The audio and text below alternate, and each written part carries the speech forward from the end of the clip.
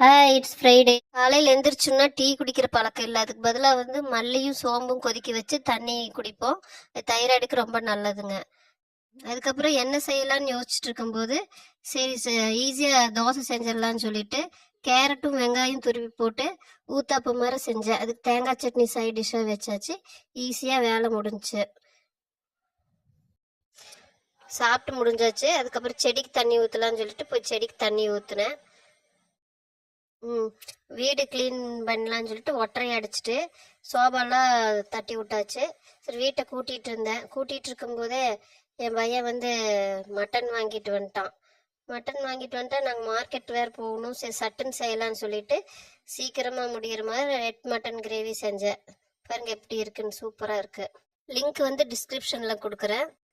Market போகிறத next mini விலாகில் கொடுக்குறோம். கண்டிப்பாக பாருங்கள். தேங்க்ஸ் ஃபார் வாட்சிங்.